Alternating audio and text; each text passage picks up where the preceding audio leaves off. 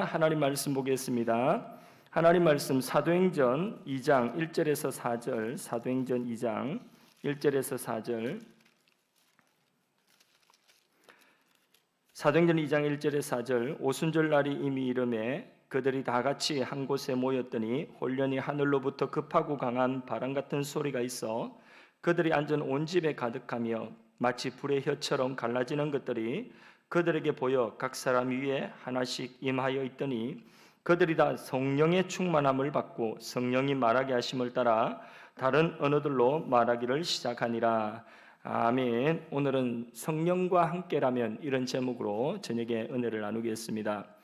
예장 합동 교단에서 목회자 600명을 대상으로 모바일 통계 조사를 한 결과 코로나19 이 지금 현재 이 코로나19가 진행되고 있는 현재의 교회의 600교회죠. 600교회의 작년 주일 예배 참여 수준이 현장과 온라인을 포함해 가지고 그 코로나19 이전에 비교하여서 74%랍니다.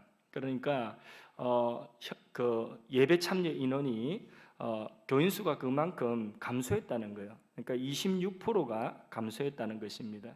600교회를 조사했는데 평균이 그렇다는 거죠.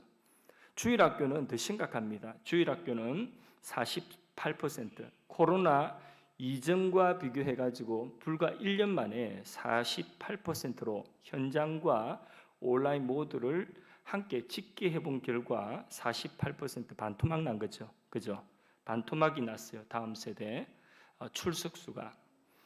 그래서 여러 가지 교회의 기본 사역들도 코로나 이전과 그리고 지금 현재 상태에 비교해서 기본 사역이 이전에 하던 사역의 20에서 30% 수준밖에 할 수가 없는 그런 결과를 통계로 내보냈습니다.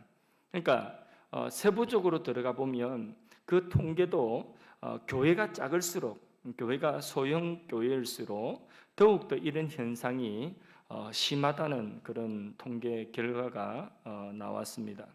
그러니까 작년반 주일학교 그리고 교회의 모든 사역이 전반적으로 다 줄었다는 거죠. 불과 1년 만에. 유사한 통계 조사들이 거의 다 코로나 이후, 그러면 이 코로나가 끝난 이후에 가장 현저한 증상이 어떤 현상이 나타날 것인가 할 때에 모두가 예측하는 예측이 교회는 교인 수가 감소할 것이다. 이 예측은 한결같습니다. 그 가장 중요한 이유가 뭐냐면 사람들이 교인들도 온라인에 머문다는 거예요. 현장에 나오지 않고 온라인에 머물겠다는 사람들이 통계에 많이 나오는 것입니다. 그러니까 코로나 기간 중에 신앙이 약한 자는 이로 인하여서 더 약해지고 그리고 대마처럼 세상으로 가버리는 사람들이 이 온라인 예배를 드리는 이 코로나 기간 동안에 그렇게 많을 것이라고 그렇게 모두가 예측을 하고 있습니다. 대마처럼 그냥 약한 사람은 더 약해지고 떠나가는 통계 조사를 보니까 코로나 기간 중에 그러면 당신의 신앙생활이 더 나아졌다고 생각하십니까? 라고 대답하는 사람들이 어떤 사람이냐면 예, 나아졌습니다 라고 그렇게 대답한 사람들은 기존에 신앙이 좋은 사람들은 코로나로 인하여서 신앙이 더 좋아졌다는 거예요. 더 단단해졌다는 거예요. 근데 어떤 사람이 약하고 흔들리고 어떤 사람이 앞으로도 코로나가 끝나면 교회로는 글쎄 갈까요 말까요 이렇게 하는 사람들, 또 어떤 사람은 대마처럼 세상으로 아예 떠나버린 사람들, 이런 사람들은 다 어떤 사람이냐면 신앙이 원래부터 약한 사람들. 그러니까 신앙이 원래부터 약한 사람들은 이 신앙도 양극화가 되는 거예요. 뭐 지금 코로나로 인하여서 경제도 양극화된다고 그러지 않습니까? 그건 사회 일반적인 현상인데 교회도 양극화 현상이 벌어지고 또 신앙도 양극화 현상이 벌어지는 거예요. 믿음이 좋은 사람은 이로 인하여서 더 믿음이 굳세어지고 그리고 믿음이 약한 사람은 이로 인하여서 교회 안 나오고 온라인으로만 자꾸 드리다 보니까 이게 예배는 드리는 것 같은데 신앙은 자라지를 못하는 거예요. 점점 약해지다가 어떤 사람은 그냥 대마처럼 떠나버리고 앞으로 코로나가 끝나도 나는 온라인으로 예배드리겠다 이런 사람들이 많더라는 거예요. 그게 다 통계에 나와 있는데 복잡하게 내가 통계를 다 말씀드리지 못하고 그냥 결론만 말씀을 드린 것입니다. 그러면 전도는 쉽겠느냐? 예. 일반 국민들 1000명을 조사한 결과 지난 1년간 코로나를 겪으면서 한국교회의 신뢰도가 그러니까 코로나 이전, 그러니까 2020년 1월 이전으로 그렇게 볼 때에 32%의 일반 국민들이 교회를 나는 신뢰합니다. 예, 교회가 하는 일을 신뢰합니다. 한 사람들이 32%라고 했다는 거예요. 근데 코로나 1년이 지나면서 그러면서 1년 만에 나는 교회를 신뢰합니다 하는 사람이 21%, 그러니까 10몇 %가 감소했죠. 그죠? 그러니까 국민들 10명 중에 2명 정도만 나는 교회가 하는 일을 교회를 신뢰합니다. 이렇게 기독교를 신뢰합니다. 이렇게 대답을 했다는 거죠. 근데 그 21%도 그 10명 중에 2명도 어떤 사람이 포함됐냐면 기독교인이 포함되어 있는 거예요. 기독교인이. 그러면 기독교인이 아닌 비기독교인으로서 교회를 그래도 신뢰할 만하지요 라고 대답한 사람은 몇 %냐면 9%라는 거예요. 그러니까 9%면 나머지 불신자들, 그러니까 불신 사회의 일반 국민들 중에서 100명 중에서 91명이 교회 신뢰하지 못하겠다는 거예요. 그 중에서 한 9명 정도 막 그래도 교회는 신뢰할 만하지 이런 사람들이 있고 나머지는 100명 중에 91명이 교회를 신뢰하지 못한다. 심각하죠. 그죠? 전도할 환경이 점점 이게 악조건이 되어져 가고 있는 그런 상황입니다. 사회 집단별 신뢰도를 또 보니까 어떤 집단이 이 사회의 그룹 집단 중에서 어떤 집단이 가장 신뢰도가 낮을까요? 우리 대한민국에서 가장 높은 집단은 그럼 어딜까요? 가장 높은 집단은 의료기관이랍니다. 의료기관. 그 다음에 이제 교육기관이고, 그러면 가장 낮은 집단은 어딜까요? 그냥 괜찮아요. 뭐 그냥 말해보세요. 뭐 어때요? 말해보세요. 어딜까요? 예, 직장. 직장은 아니고요. 어디냐면 가장 신뢰도가 낮은 집단이 국회랍니다. 국회. 그러니까 정치권에 대한 신뢰도가 가장 낮다는. 그 다음 어딜까요? 예, 공무원은 맞아요. 근데 좀 더 세부적으로. LH 빼고. 어딜까요? 예, 검찰이랍니다. 검찰. 사법 신뢰가 굉장히 국민들 의식 속에 신뢰, 국회, 사법, 그 다음 어딜까요? 맞아요. 그러니까 우리나라 국민들이 전반적으로 신뢰하지 못하는 집단이 국회, 정치권이고 그 다음에 검찰이고 사법부를 신뢰하지 못하고 거기에 같은 부류로 같은 그룹에 속해서 교회가 신뢰할 수 없는, 그러니까 국회의원이나 목사나 이렇게 다 같이 신뢰할 수 없는 이런 집단으로 매도가 되고 있다는 거죠. 참, 그러니까 우리나라 집단 가운데 가장 신뢰도가 낮은 그룹에 교회가 지금 속해 있다는 그런 통계 결과가 나왔습니다. 자, 그러면 왜 이런 그 신뢰도가, 이 교회가 왜 이렇게 신뢰를 받지 못하는가 할 때에 코로나19 그 1년 동안에 이 코로나 때문에 그래요. 코로나 때문에. 코로나가 무슨 바이러스가 뭐 제가 있어서 그런 것이 아니라 코로나 감염자의 그 감염 경로에 대한 오해 때문에 그런 거예요.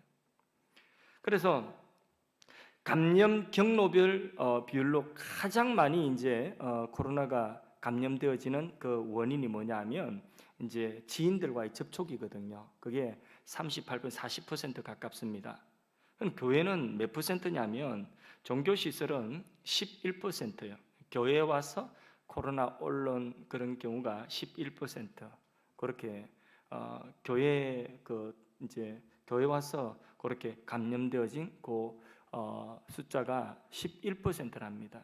그런데 설문을 해가지고 국민들에게, 일반 국민들에게 우리나라에서 코로나가 감염되어지는 가장 큰 원인이 무엇입니까? 라고 물어봤을 때에 국민들 가운데서 44%가 교회에서 옮았다 이렇게 안다는 거죠. 그러니까 실제로는 11%인데 국민들의 의식 속에서는 절반 정도가 교회에서 코로나 감염됐다 이렇게 생각하는 거예요. 그러니까 시골에는 시골 교회에 노인들만 많이 있는데, 근데 그 어르신들이 딴 데는 다 돌아다니도 교회는 안 나온다는 거예요. 왜 안 나오냐? 주일만 되면 토요일부터 자식들한테 전화가 와가지고 교회 가면 안 됩니다. 코로나 걸립니다. 이런다는 거죠. 목욕탕에도 가고 식당에도 가고 노인정에 다 가는데, 그게 뭐냐면 국민들의 의식 속에 교회가 코로나 감염의 온상이 되어버린 거예요. 그 원인이 어디 있느냐? 가장 중요한 원인이 언론에 있다는 거예요. 언론에. 언론 자체가 이게 과장되게 사람들을 오해하도록 그렇게 만드는 거예요. 어디에서 그러면 당신은 코로나가 감염되어지는 정보를 당신은 어디서 얻습니까? 라는 그 설문에 일반 국민들이 대답한 대부분의 대답이 어디냐면 바로 언론을 통해서, 그러니까 언론을 통해서 그분들은 그렇게 정보를 얻었다는, 그 언론을 통해서 얻은 정보가 실제는 11%인데 44%로 나왔으니까 과장되게 언론이 왜곡되게 보도했다는 것이에요. 그런 면이 많이 있는 것입니다. 자, 여러분, 이런 시대에 교회 신로도가 이렇게 약해지고 이렇게 땅바닥에 떨어져 있는 이런 때에 교회는 과연 부흥할 수 있을까요? 교회는 지금도 부흥을 할 수가 있을까요? 앞으로 코로나가 끝나면 교회는 부흥할 수 있을까요? 우리 교회는 앞으로 부흥할 수 있을까요? 예, 더 이상 설교할 필요가 없습니다. 믿음이 충만하니까 우리는 아멘. 저도 아멘입니다. 예, 할렐루야. 예, 이런 시대에 부흥이 가능하죠. 예, 안 될 게 뭐 있습니까? 오늘 사도행전을 읽었는데 사도행전 2장을 읽었는데 성령이 오신 내용이죠, 그죠? 그런데 이 사도행전 2장에 보니까 이때부터 막 교회가 부흥되기 시작하죠, 그죠? 그런데 그 시대에 교회가 얼마나 악조건에 있었습니까? 그죠? 최악의 조건이죠. 예수님 지금 십자가에 못 박혀 죽은 지 얼마 되지 않았고, 그리고 예수님 죽였지, 그리고 예수님 추종하는 사람들이 이제 힘도, 일단은 머리가 없으니까, 그죠? 머리가 죽었으니까. 그러니까 얼마든지 이제 남은 잔당들은 몇 안 되는 이 잔당들은 얼마든지 없앨 수 있다 생각했겠죠, 그죠? 그렇게 살기가 등등한 그런 예루살렘의 상황에 정말 힘없는 여인들과 소수의 제자들이 거기에 예수님이 십자가에 못 박히신 이후에 예수님 부활하셨지만은, 그리고 승천하셨지만은 예수님이 계시지 않고 지금 정말 연약한 자들이 남아 있는 것이 그게 교회의 모습이에요.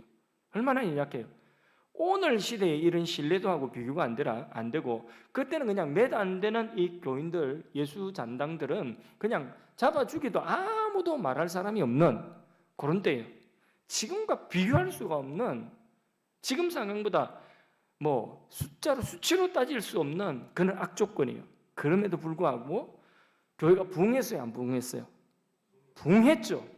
초대 예루살렘 교회 부흥했죠. 왜 부흥했습니까? 무엇 때문입니까? 그렇죠. 성령이 함께 하셔서, 성령이 오셔서 교회는 부흥한 것입니다. 오늘 본문은 성령이 강림하신 내용입니다. 성령은 보혜사입니다. 보혜사는 파라클레토스, 파라는 곁이라고 하는 뜻입니다. 곁에, 나란히 이런 뜻이 파라입니다. 파라클레토스, 클레토스는 돕는 분이라는 뜻이에요. 곁에 나란히 함께 하시면서 돕는 분, 그게 파라클레토스예요. 보혜사 성령은 바로 파라클레토스, 우리와 교회와 나란히 함께 하시면서 돕는 분이십니다. 할렐루야. 따라서 성령은 우리 곁에 항상 함께 하시면서 우리를 도우십니다. 하나님은 예수 그리스도의 이름으로 성령을 보내셨어요. 사도행전 2장 이 본문에 성령 보내신 그 내용입니다. 예수님은 육체로 제자들과 교회와 함께 하시지 않으시지만은 예수님은 하늘에 오르셔서 하나님 아버지와 아들의 이름으로 성령을 보내신 것입니다. 이 성령은 하나님의 영이고 그리스도 예수의 영이십니다. 그러니까 성령이 오셨다는 것은 하나님이 오신 것이고 예수님이 오신 것입니다. 삼위일체 하나님 가운데서 우리 안에 성령 하나님께서 이 삼위일체 하나님은 뗄래야 뗄 수 없는 근본 본체가 하나이신 분입니다. 그런데 우리가 이 땅에 육신을 입고 있을 동안에는 그때에는 성령이 우리 안에 삼위 가운데서 성령이 우리 안에 오셔서 우리 안에 계신 하나님으로 하나님의 영으로 그리스도 예수의 영으로 그러니까 아버지가 함께 계신 것과 아들이 함께 계신 것과 동일한 그런 역사로서 우리 안에 도우시는 분, 우리 곁에 나란히 도우시는 분, 이분이 파라클레토스 보혜사 성령인 줄로 믿습니다. 예수님이 제자들 곁에 계시면서 도우신 것과 똑같이 그렇게 성령은 오늘 우리들 곁에서 교회 곁에서 나란히 함께 계시면서 도우십니다. 우리가 예수를 믿는다면서 성령이 누구인지 알지 못하고 뭐 하시는 분인지 듣지도 못하고 그렇게 우리가 신앙생활을 한다고 한다면 이것만큼 불행한 일은 없겠죠. 우리 신앙생활은 시작도 성령으로 우리 안에 믿음을 주셔서 예수 그리스도 복음을 믿게 하시고 복음을 믿고 깨닫는 순간 우리의 영을 살리신 분도 성령이시고 지난주일 말씀처럼 마지막에 우리의 죽은 몸도 살리시는 생명의 영이 성령인 줄로 믿습니다. 이 성령이 우리 안에 함께 계심을 확신하고 믿고 그리고 이 성령의 충만함을 받는 자는 권능을 받은 것입니다. 세상을 이길 수 있는 권능을 받은 것입니다. 그런데 이 성령이 계신지도 알지 못하고 이 성령을 의지하지도 않고 자기 힘으로 살아가는 사람은 무력한 사람인 것입니다. 성령 받기 전에 제자들의 모습은 담대했어요? 두려웠어요? 두려웠죠. 그런데 성령 받고 난 이후에 제자들의 모습은 담대했죠. 낙심하고 좌절하고 두려워하고 오합지졸이었던 이러한 단어가 딱 어울리는 제자들이었고 초대교회였지만은 그 시대의 교회 상황은 정말 그런 상황이었어요. 그런데 이 오늘 본문에 사도행전 2장에 성령이 오시고 난 이후부터는 분위기가 완전히 달라지는 것입니다. 거기에 암울한 것은 없어요. 거기에 두려운 것도 없어요. 거기에 어떤 불안한 것도 없어요. 염려도 없어요. 슬픔도 없어요. 기쁨이 충만하고 담대하고 그리고 얼마나 그들 속에 이게 막 힘이 있고 권능이 넘치는지 막 죽은 자를 이렇게 세우고 그리고 막 안전뱅이를 또 이렇게 세우고 귀신을 내어 쫓고 이런 역사들이 막 나타나는 것입니다. 베드로가 성전 미문에 안전뱅이를 보고 그 앉아서 평생 동안 일어나지 못하는 그 사람을 보고 베드로가 어떤 용기가 생겼는지 그 자리에서 손을 붙잡고 은과 금은 내게 없지만은 내게 있는 것으로 네게 주노니 나사렛 예수 그리스도의 이름으로 곧 걸으라 하고 손을 붙잡고 그를 일으켰어요. 이런 용기가 어디서 나오죠? 이런 확신이 어디서 나오죠? 이런 권능이 어디서 나오죠? 바로 성령으로 말미암습니다. 그래서 오늘 우리는 코로나19 상황 이보다 훨씬 더 어려운 이 초대교회의 상황 속에서도 성령이 오시니까 교회가 일어났고 제자들이 일어났고 제자들이 권능을 받았고 생명으로 충만했고 권능으로 충만했고 은혜로 충만해가지고 제자들이 모든 두려움 없이 담대하게 하나님의 나라의 일들을 완성하고 그리고 부흥의 주역들이 된 것입니다. 그러면 오늘 코로나19는 이거는 아무것도 아닌 것입니다. 누구와 함께 하시면? 성령이 함께 하시면. 근데 성령이 우리 안에 오셨어요? 안 오셨어요? 성령이 오셨어요? 안 오셨어요? 성령이 오셨네. 성령이 오셨네. 예, 성령이 오셨어요. 우리 인생 가운데 친히 찾아오셨습니다. 할렐루야. 우리 교회 가운데 성령이 계셔요? 안 계셔요? 성령이 계신 걸 확신하십니까? 예, 우리 교회 가운데 성령이 계십니다. 그러면 오늘 우리는 어떤 악조건이라도 하나님이 주시는 하나님 나라를 경험하고 하나님 나라의 부흥을 경험할 수 있는 모든 조건을 다 갖춘 것입니다. 할렐루야.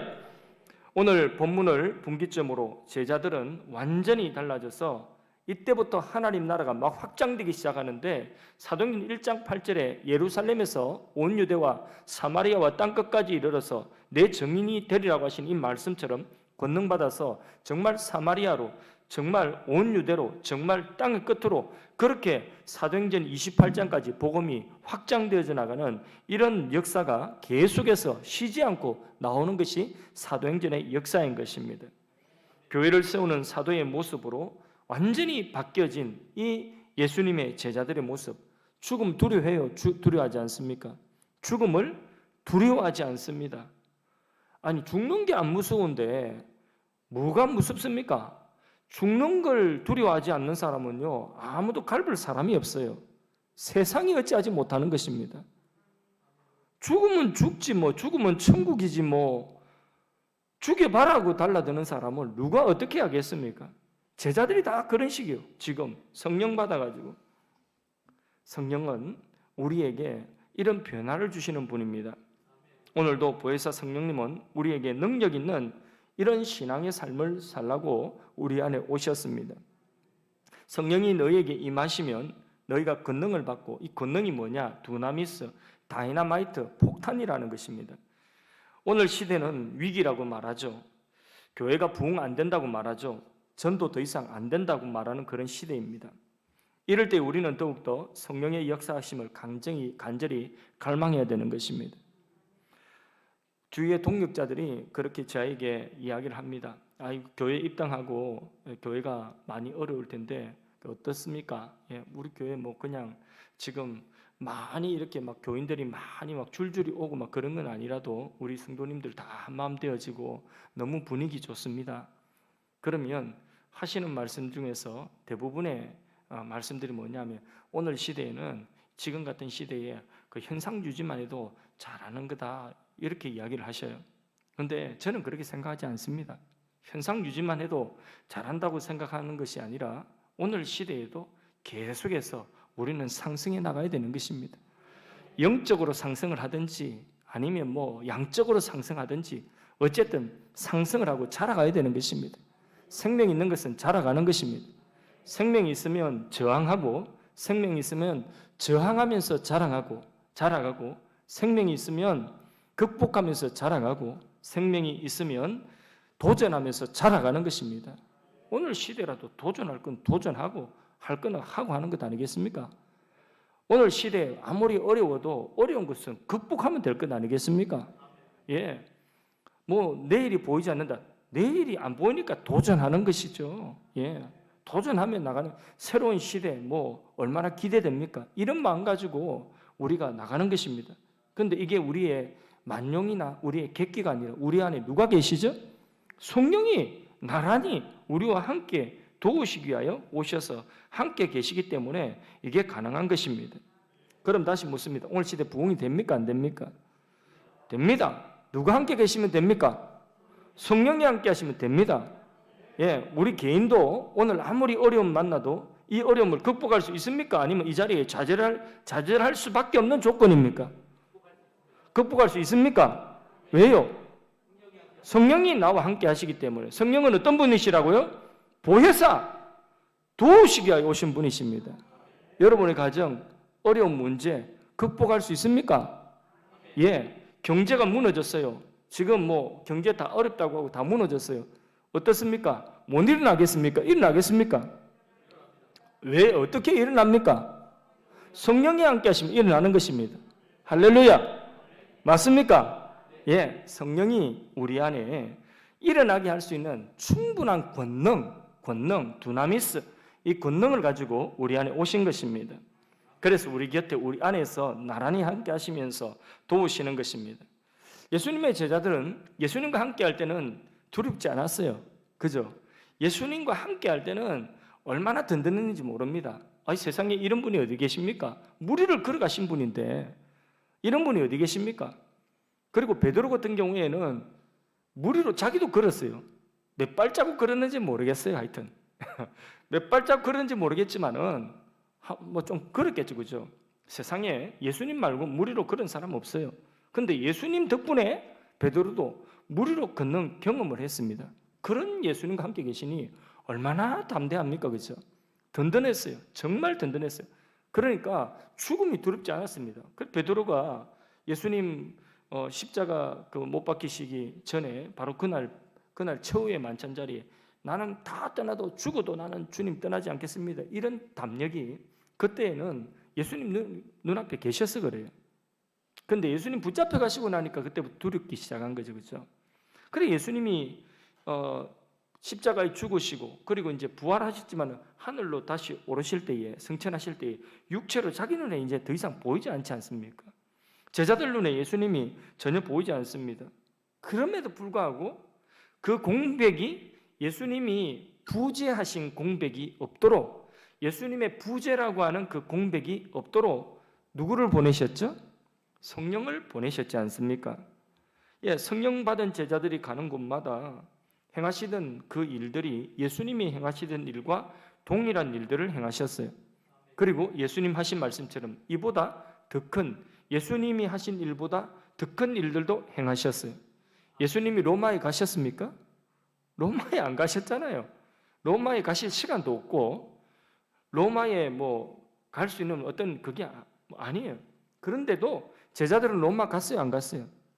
로마 갔죠. 그러니까 예수님보다도 훨씬 더 많은 데 다니면서 예수님이 행하신 일들을 동일한 일들을 막 해냈는데 그건 왜 그렇죠? 바로 예수 그리스도의 영, 하나님의 영, 성령이 오셨기 때문에 그 일을 다 해낸 것입니다. 우리 한 사람 한 사람은 너무나 약합니다. 너무나 부족합니다.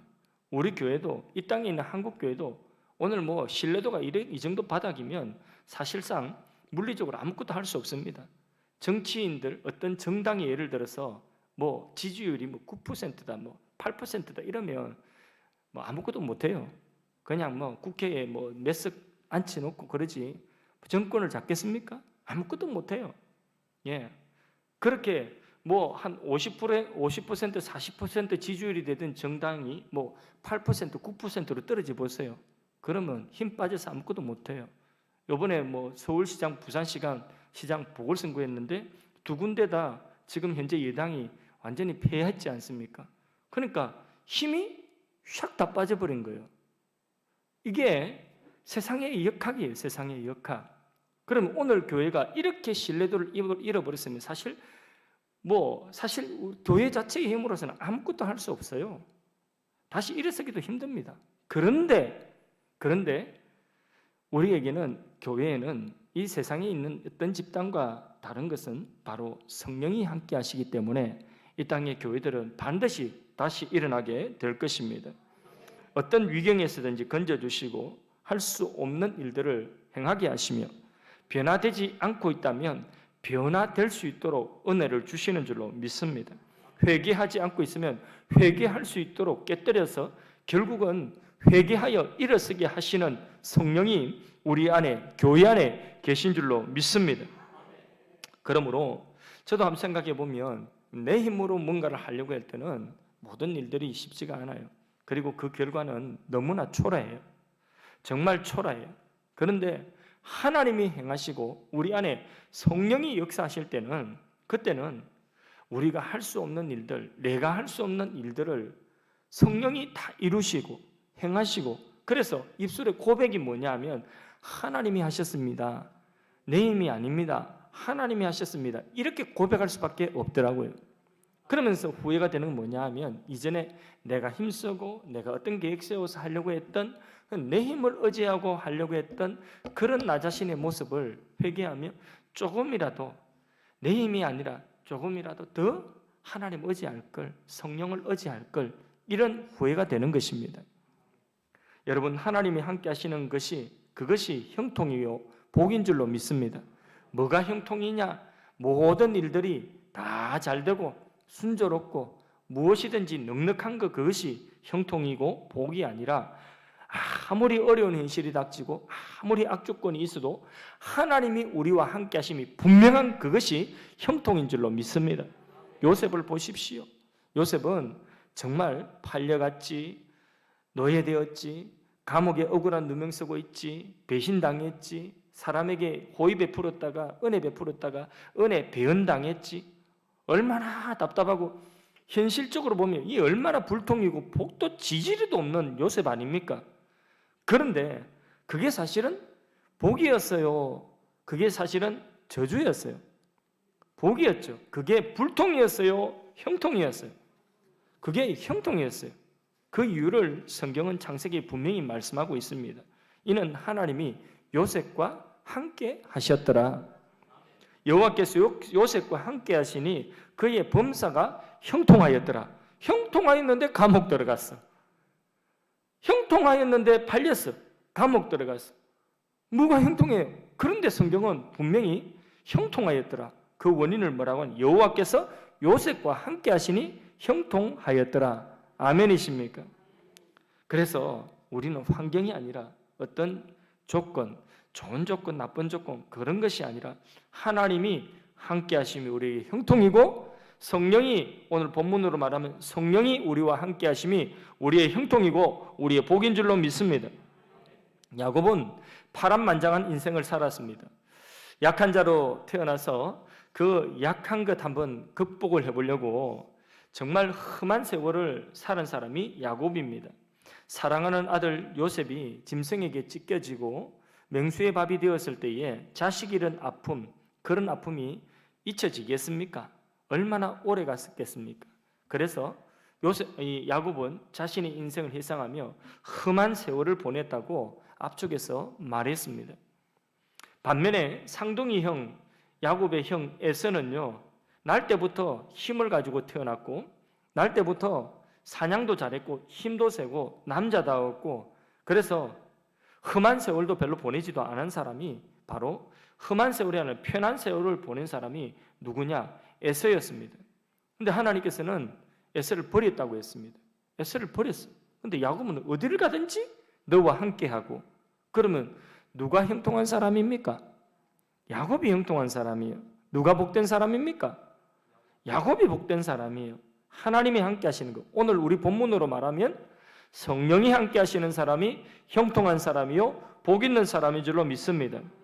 지금 세상에서 당장 출세하고 세상에서 당장 부자 되고 공부 잘하고 편안한 삶을 사는 사람들을 우리는 부러워할 수 있겠지만은, 그러나 그 형통은 형통이 아닙니다.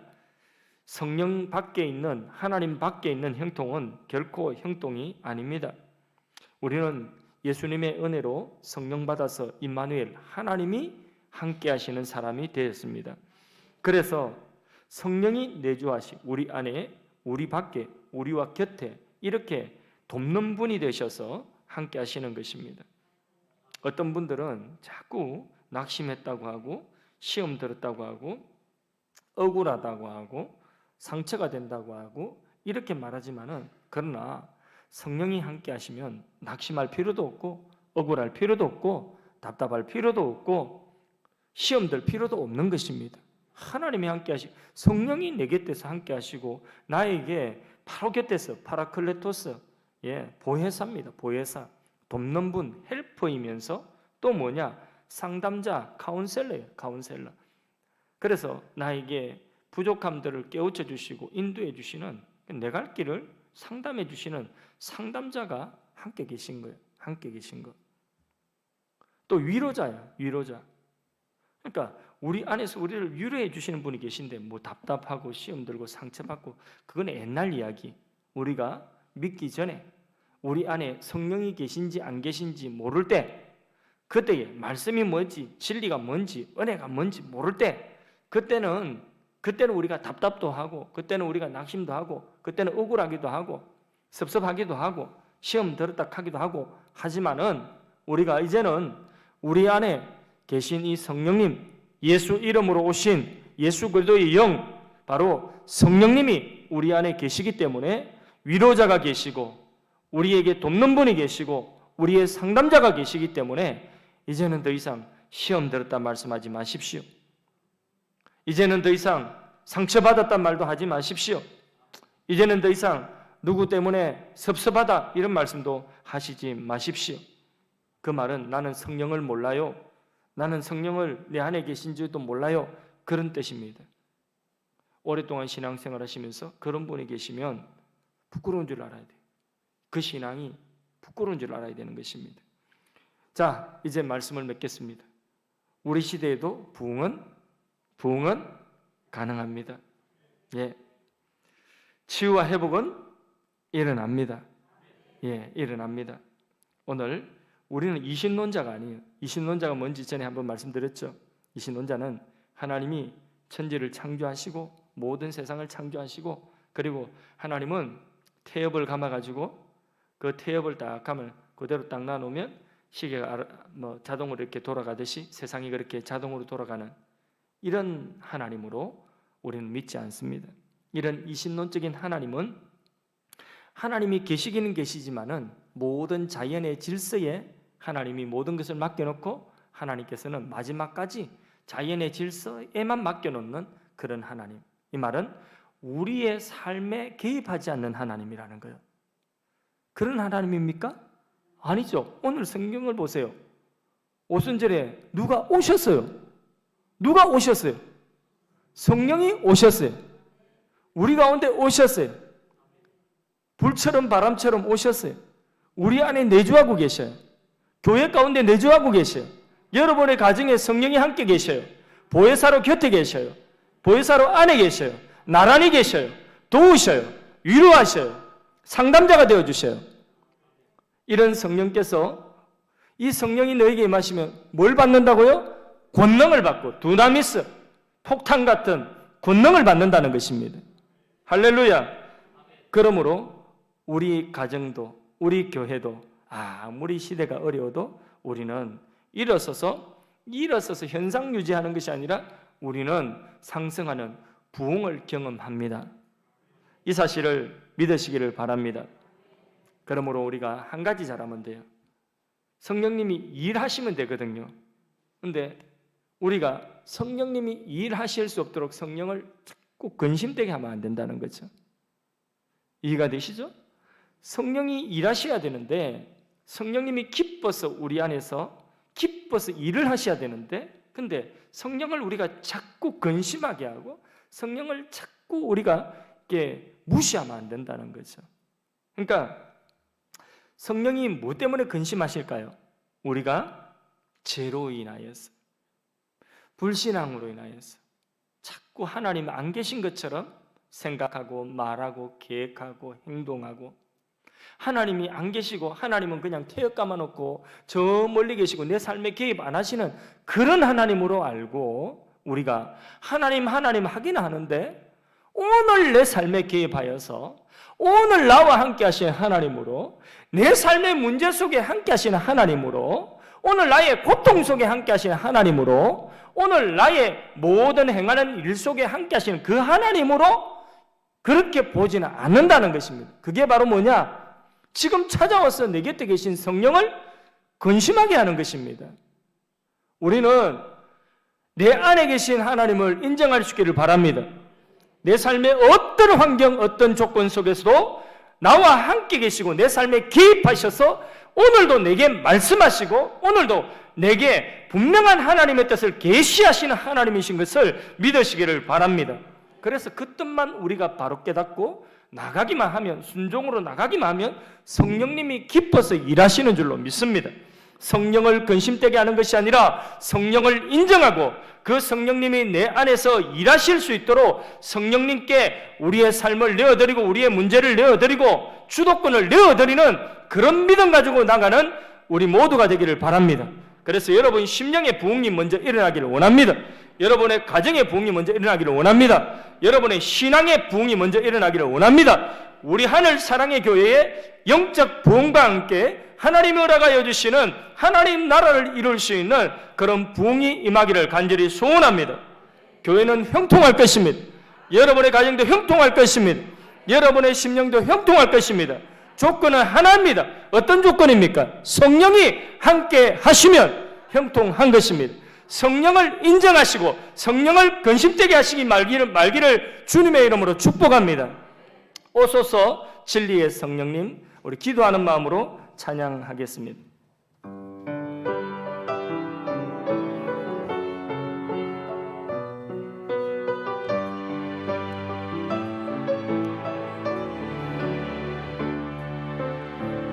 오소서 진리의 성령님, 이 땅 흔들며 임하소서. 거짓과 탐욕 죄악에 무너진 우리 가슴 정케 하소서. 오소서 은혜의 성령님, 오소서 은혜의 성령님, 하늘 가르고 임하소서. 거룩한 불꽃 하늘로서 임하사 타오르게 하소서. 주 영광 위에 부흥의 불빛 타오르게 하소서. 진리의 말씀 이 땅 새롭게 하소서. 은혜의 강물 흐르게 하소서. 성령의 바람 이 땅 날와